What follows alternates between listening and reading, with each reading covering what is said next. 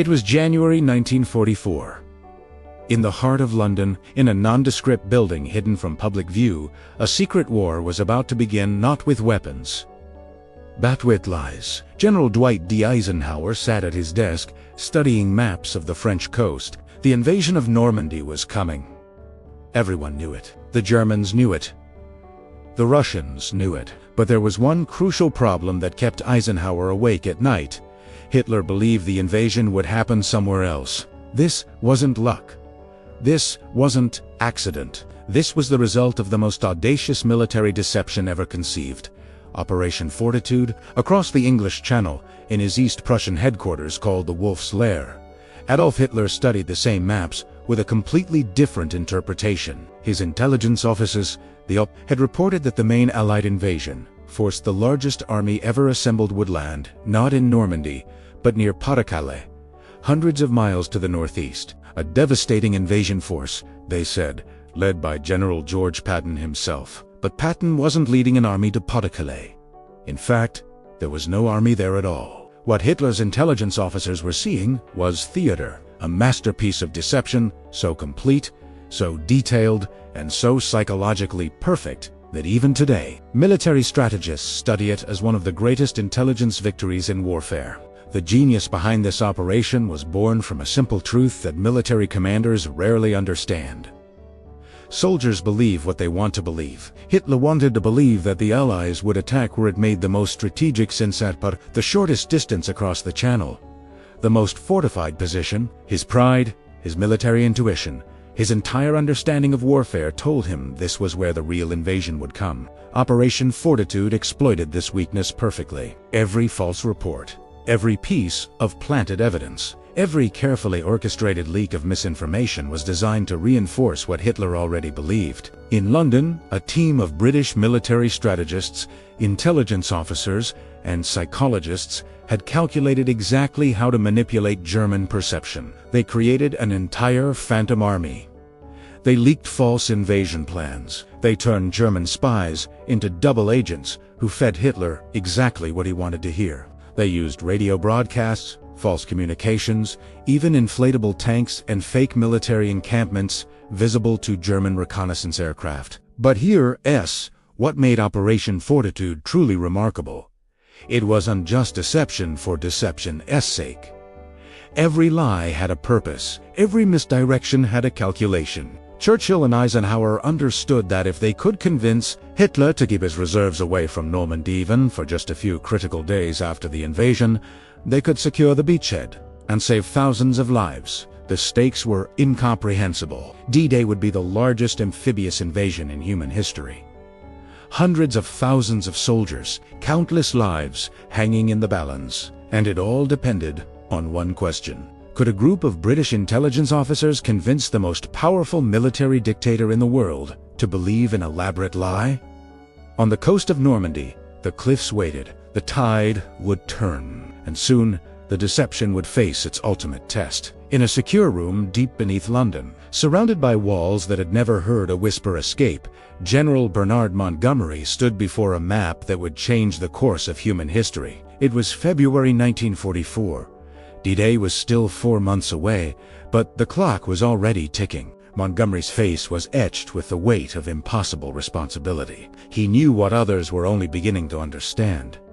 The invasion of Normandy would succeed or fail not on the beaches, but in the minds of German commanders. Every soldier on those landing craft, every tank rolling off the transport ships, every life that would be lost or saved depended on one man believing a lie.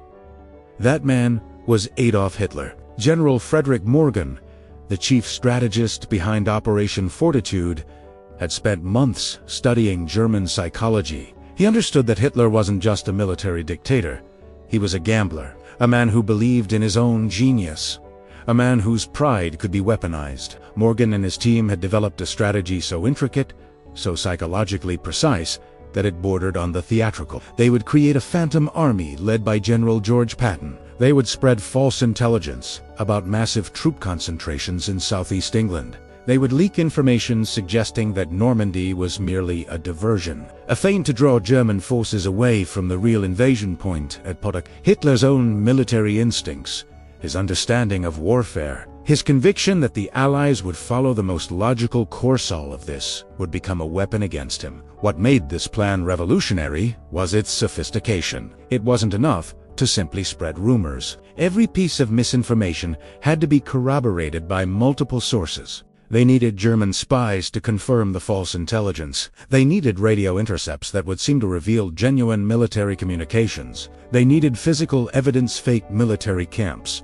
inflatable tanks, carefully staged troop movements that German reconnaissance aircraft would photograph and report back to Berlin. They needed everything to feel real, because German intelligence officers were trained professionals, and they would recognize crude deception immediately. Churchill himself understood the magnitude of what they were attempting. He sat in his war room, smoking his cigar, studying the strategic maps with cold precision. The Prime Minister knew that conventional military strategy alone would not guarantee victory on deep. The beaches of Normandy were fortified with concrete bunkers, barbed wire, machine gun emplacements, and thousands of German soldiers waiting behind defensive lines. The casualty projections were staggering. But if Operation Fortitude succeeded, if Hitler could be made to believe that the main invasion would strike elsewhere, then German reserves could be held back from Normandy. Those critical first days, those precious hours when the beachhead was most vulnerable, would be protected by nothing more than deception and psychological manipulation. The team assembled to execute this plan included some of the finest military minds in Britain. There were cryptographers from Bletchley Park who could intercept and analyze German communications.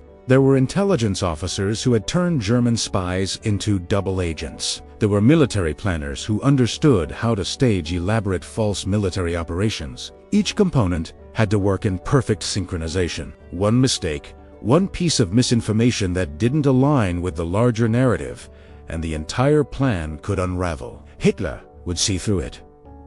German commanders would reinforce Normandy. The invasion would become a bloodbath. As Montgomery left the secure room that evening in February 1944, he carried with him the enormous burden of knowledge. He knew the plan. He knew the stakes. He knew that the lives of hundreds of thousands of soldiers rested on the assumption that they could successfully deceive one of the world's most dangerous military minds. The question that haunted him was terrifyingly simple.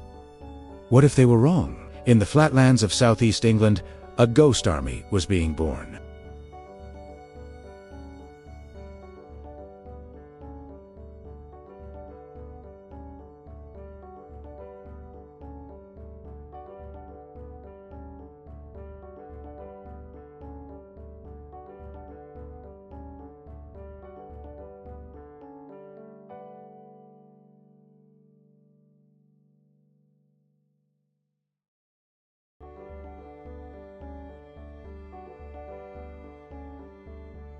The logistics of Operation Fortitude were staggering in their complexity. Radio operators stationed throughout southeast England broadcast false military communications messages about troop movements, supply shortages, unit assignments. Every transmission was carefully crafted to paint a picture of an enormous invasion force gathering for an assault on Pas-de-Calais. German radio operators, listening carefully from across the channel, intercepted these messages and reported them back to Berlin.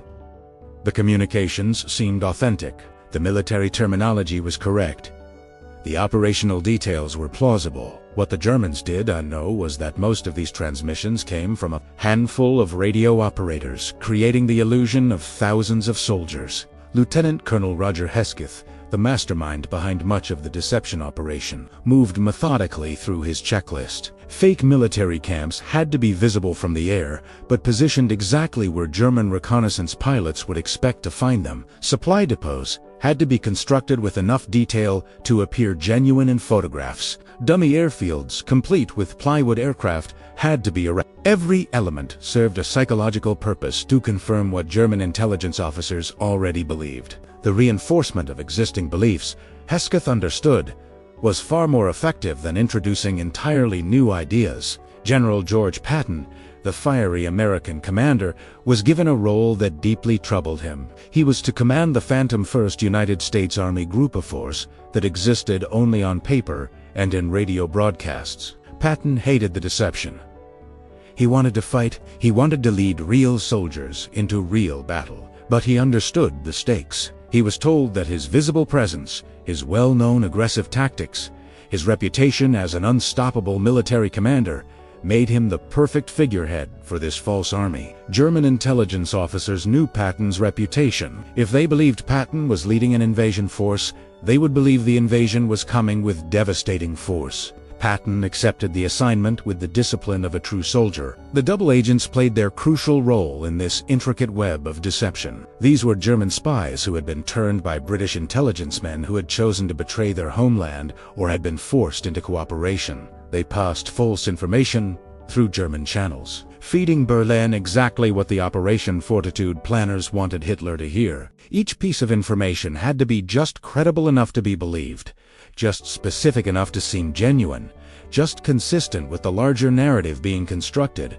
By April 1944, as spring settled over the English countryside, the Phantom Army was fully developed. Thousands of soldiers participated in fake maneuvers. Hundreds of vehicles moved along carefully planned routes where German spies could observe them. Radio traffic painted pictures of massive preparations. The entire deception had become a living organism, a coordinated assault on the German perception of reality, and Hitler, in his fortress headquarters, believed every word of it. The stage was set. The greatest military bluff in history was about to face its ultimate test. 60 miles north of London, in a Victorian mansion surrounded by sweeping gardens and tall trees, the most important secret of the entire war was being kept. Bletchley Park was a fortress of intellectual brilliance where over 10,000 codebreak mathematicians and linguists worked in absolute secrecy to intercept and decrypt German military communications. For Operation Fortitude to succeed, the planners needed to know exactly what the Germans believed, and Bletchley Park was their window into the German mind.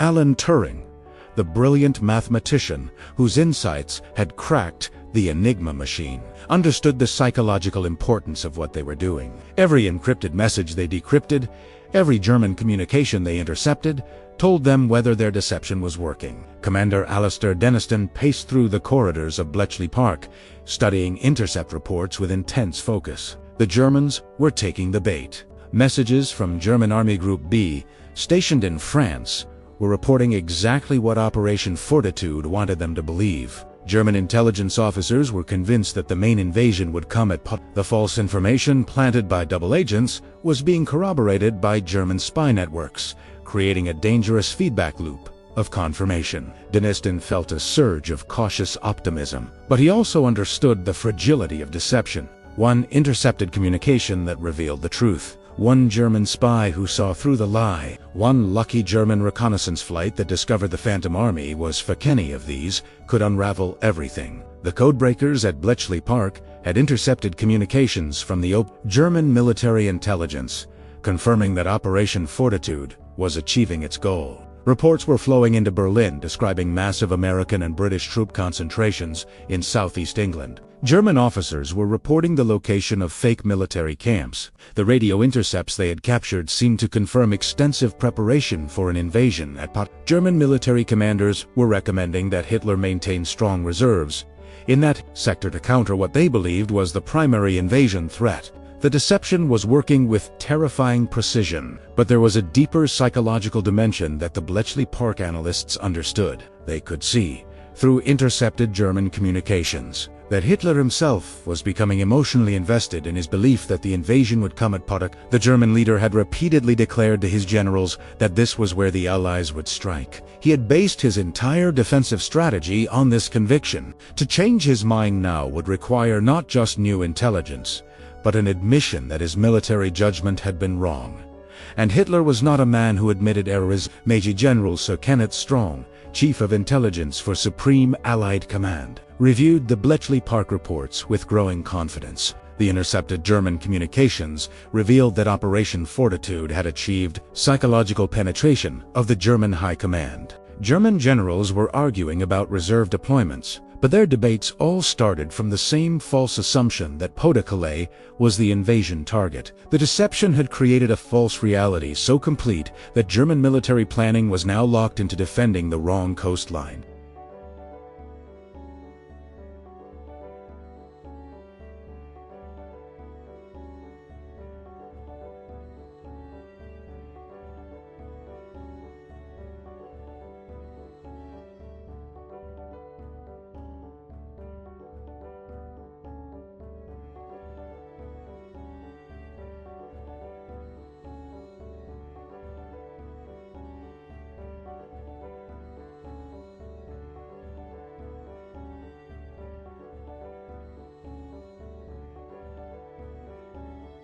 Prime Minister Winston Churchill sat alone in his private study, the weight of impossible decisions pressing down upon him like a physical force. It was late May 1944, just days before D-Day, and Churchill faced a moral crisis that few leaders would ever have to confront. On his desk lay intercepted German communications revealing that Hitler still believed the invasion would come at Operation Fortitude had succeeded beyond imagination. But Churchill now faced a terrible knowledge.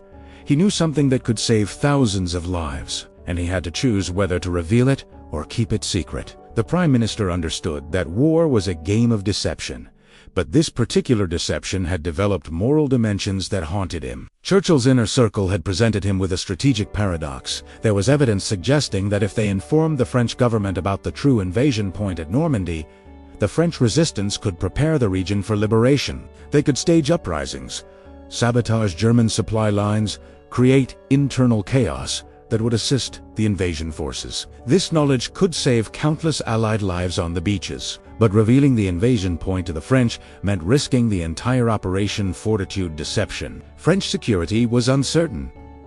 German spies operated within French circles. One leak, one careless conversation, and Hitler would learn the truth. German reserves would flood into Normandy. The beaches would become a slaughterhouse. Churchill had to choose between helping the French and protecting the deception that would save far more lives. The psychological burden on Churchill was crushing. He smoked his cigars in the darkness of his study, wrestling with questions that no democratic leader should have to answer alone.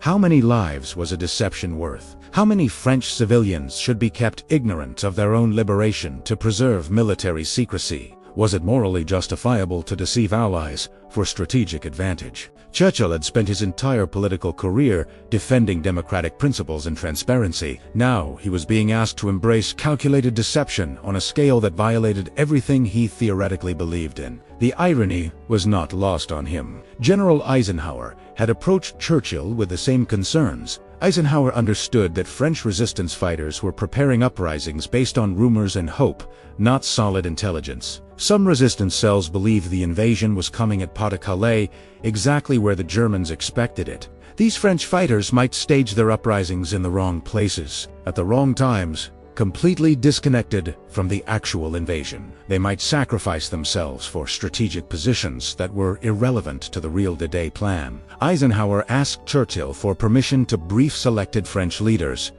Churchill had refused. The risk to Operation Fortitude was too great. Churchill poured himself a glass of brandy and stared out into the London night. He knew that his decision would mean that some French resistance fighters would die in misguided uprisings. Some French civilians would be killed in fighting that might have been avoided with proper intelligence. French towns might suffer destruction that could have been prevented. But Churchill also knew that if Operation Fortitude failed, if the deception was compromised, tens of thousands of Allied soldiers would die on the beaches of Normandy.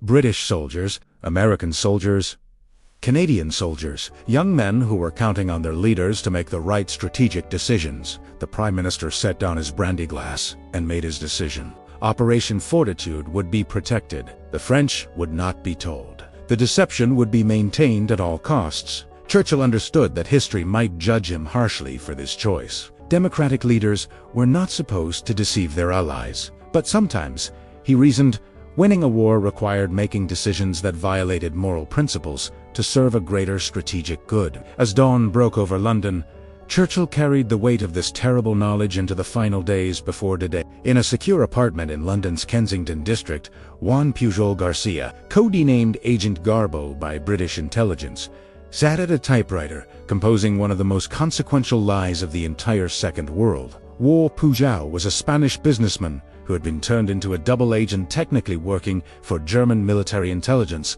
while secretly serving British intelligence. His mission was elegantly simple but psychologically complex.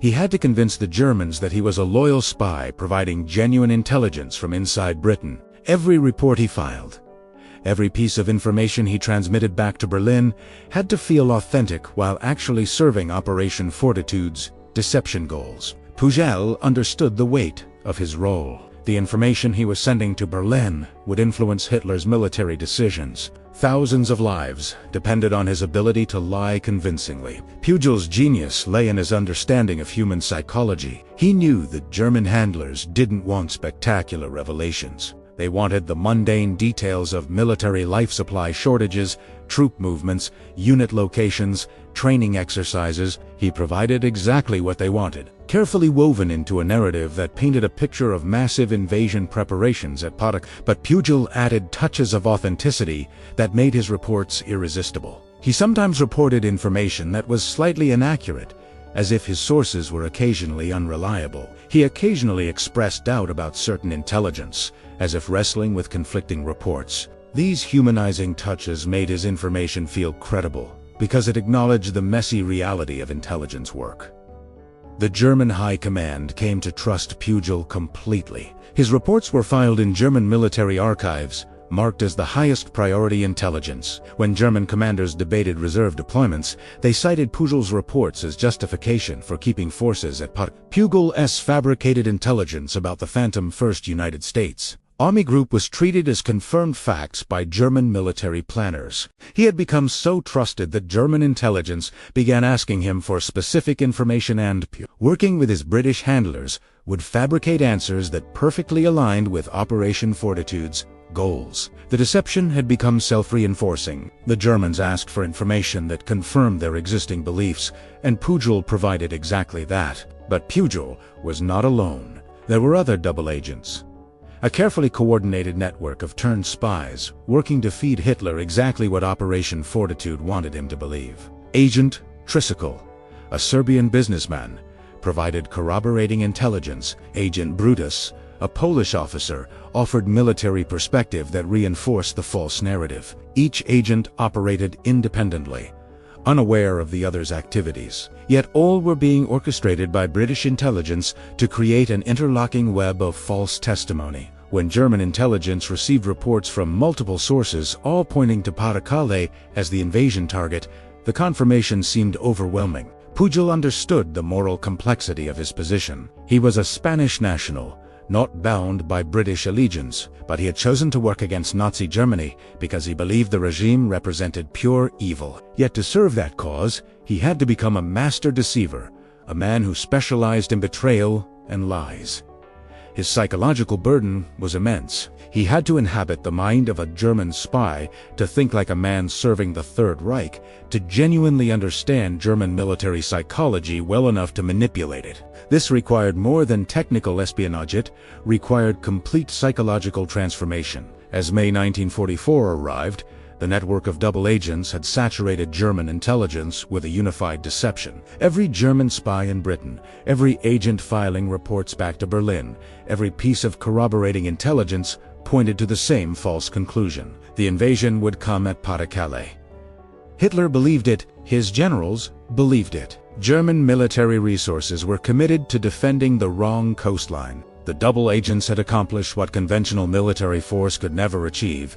They had German strategic reality. And on the beaches of Normandy, thousands of young soldiers would soon discover that this lie had saved their lives. June 1st, 1944. The English coast was transformed into a vast military staging, ground that seemed to strain against the weight of impending violence. General Eisenhower traveled between camps of soldiers, American, British, Canadian young men who had no idea that their survival depended on a deception that was still unfolding in the minds of German commanders. Eisenhower's face was carved with the exhaustion of a man bearing impossible responsibility. He had made the final decision to launch D-Day on June 6th. In 5 days, the largest amphibious invasion in human history would begin. And everything, absolutely everything, depended on Operation Fortitude maintaining its psychological grip on Hitler's perception of reality. In the War Office in London, General Montgomery reviewed the latest intelligence reports from Bletchley Park. The intercepted German communications confirmed that the deception was still holding. German Army Group B continued to report that the main invasion threat remained at German commanders were arguing about reserve deployments, but their arguments were all premised on the false assumption that Normandy was merely a secondary landing. German panzer reserves remained positioned hundreds of miles away from where they would actually be needed. Montgomery felt a surge of cautious optimism mixed with terrifying uncertainty. The deception had worked brilliantly up until this moment, but nothing was certain. One intercepted radio transmission revealing the truth. One German reconnaissance flight that discovered the Phantom Army was fake. One strategic failure in the carefully constructed narrative, any of these, could still unravel everything. Eisenhower held a final briefing with his senior commanders on June 5th. He stood before the assembled generals and outlined the invasion plan with the precision of a man who had rehearsed these words countless times in his mind. But beneath his composed exterior, Eisenhower carried a terrible knowledge. He alone understood the full scope of Operation Fortitude. He alone comprehended that the invasion's success was not guaranteed by superior numbers or better weapons, but by the ability of a handful of intelligence officers to maintain a psychological deception against one of the most dangerous military minds in history. If the deception failed, if Hitler somehow learned the truth and moved his reserves to Normandy, the invasion would become a catastrophe of unimaginable proportions. The night of June 5th was filled with a strange silence across the English coast. Thousands of soldiers sat in transports or waited in camps, unable to sleep, wrestling with their own mortality. Some wrote letters home.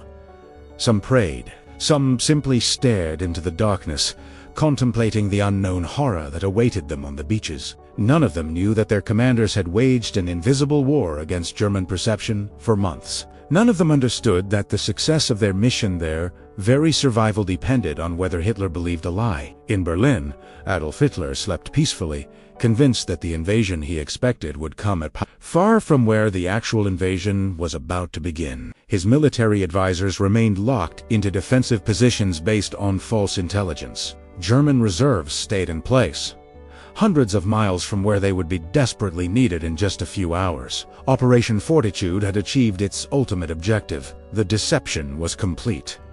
The German military command structure had been successfully manipulated into defending the wrong coastline. But as dawn approached on June 6, 1944, Eisenhower understood that Operation Fortitude's greatest test was about to begin. The invasion was about to launch. Within hours, German commanders would learn the truth. They would realize that the main invasion was coming at Normandy, not Pas-de-Calais. The question that haunted Eisenhower was whether the deception had created enough psychological momentum to keep German reserves committed to the wrong position, even after the truth was revealed. Could a lie, once believed deeply enough, remain powerful enough to influence decisions even after it was exposed? The answer to that question would determine whether thousands of soldiers lived or died on the beaches of Normandy. June 6, 1944. At 6:30 a.m., the first Allied soldiers stormed the beaches of Normandy. The invasion had begun. Within hours, German commanders received urgent reports that the main invasion was indeed happening in Normandy, not at Hitler's military advisors realized they had been deceived. But here is where Operation Fortitude achieved something truly extraordinary even after the Germans discovered the truth. They remained psychologically paralyzed by the deception that had been carefully constructed in their minds. German generals argued that Normandy might still be a feint, a diversionary attack meant to draw reserves away from Pas-de-Calais, where they still believed the real invasion would come. The lie had become so deeply embedded in German military psychology that even reality itself could not dislodge it. Field Marshal Erwin Rommel, commanding German forces in France, desperately urged Hitler to commit the panzer reserves to Normandy immediately. Every hour that passed meant more Allied soldiers landing on the beaches, more equipment being offloaded, more artillery being positioned. The military situation was becoming desperate. But Hitler, influenced by the months of Operation Fortitude, deception, remained convinced that the main invasion was still coming at Pas-de-Calais.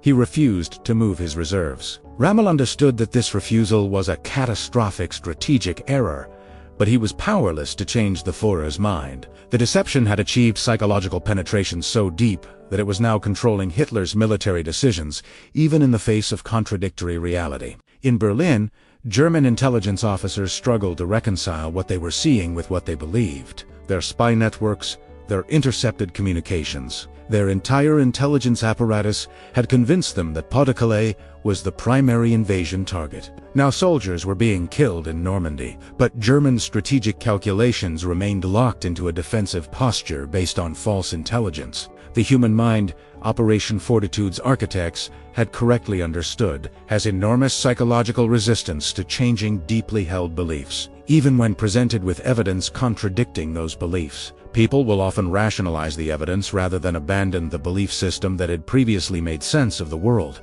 Hitler held a war conference on June 6, where he famously declared that he knew the invasion would come at Pas-de-Calais and that Normandy was a deception by the Allies. This was the moment of Operation Fortitude's ultimate triumph. Hitler had received reports of a massive invasion on the Normandy coast, yet he continued to believe that this was not the real invasion, the phantom 1st United States Army Group.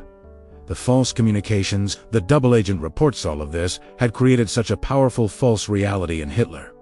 His mindset was now rejecting actual reality in favor of maintaining consistency with his false beliefs. General Omar Bradley, commanding American forces on Omaha Beach, had no idea of the psychological drama unfolding in Hitler's headquarters. He was focused on the horrifying casualties occurring on the beaches, the soldiers being cut down by machine gun fire, the desperate need for more artillery support. But Bradley benefited directly from Operation Fortitude's success. The German reserves that could have transformed Normandy into a slaughterhouse remained positioned hundreds of miles away, held in place by beliefs that had been carefully planted in German minds by British intelligence officers and double agents. By the end of June 6, 1944, Operation Fortitude had achieved its ultimate objective. The invasion was succeeding not because of superior military force or tactical brilliance, but because German commanders were defending the wrong coastline based on a deception that was so psychologically powerful that it persisted, even after being contradicted by reality itself. Hitler's refusal to move reserves from Pas-de-Calais during the critical days of the invasion proved decisive. The beachhead at Normandy held thousands of lives were saved not by weapons or strategy, but by the power of a carefully constructed lie that had become more real to German commanders than truth itself. June 15, 1944. 9 days after the invasion began, Eisenhower stood on the cliffs overlooking Omaha Beach and surveyed the organized chaos of the invasion that was succeeding beyond his most optimistic projections. Over 300,000 Allied soldiers had landed in Normandy. Equipment was being unloaded continuously. Supply lines were being established. The beachhead, which military planners had feared might be pushed back into the sea, was consolidating into a stable foothold. Eisenhower understood that Operation Fortitude had saved the invasion. The German reserves that could have destroyed the beachhead during those critical first days were still positioned at Pas-de-Calais, waiting for an invasion that would never come. Hitler still believed that Normandy was a secondary operation, that the main invasion was still coming at Pas-de-Calais. The deception had held long enough to give the Allies the strategic advantage they desperately needed. But the human cost of this strategic victory was becoming apparent in the immediate aftermath of the invasion. Estimates suggested that Operation Overlord would cost between 400,000 and 1 million Allied casualties. The beaches of Normandy had become graveyards where young soldiers were being buried in mass graves. Officers walked among the dead with faces carved from stone, processing the magnitude of sacrifice required to gain a foothold in occupied Europe. Many of these soldiers would not have died if Operation Fortitude had failed, not because the invasion would have succeeded, but because it would have been so catastrophic that it would have been called off. But Operation Fortitude had succeeded so completely that the invasion proceeded, and thousands of young men paid with their lives for the psychological victory that had been won in German minds. General Montgomery reflected on the nature of modern warfare as he reviewed casualty reports from the advancing British forces. Strategic deception had become as important as tactical brilliance and brute military force. The Second World War had revealed that battles were won not just with guns and tanks and artillery, but with carefully constructed lies that manipulated enemy perception. Montgomery understood that Operation Fortitude would become a textbook case in military strategy, studied by officers for generations to come. But he also understood that this victory had been purchased with the blood of thousands of soldiers whose names would never be known, whose sacrifices would be forgotten by history.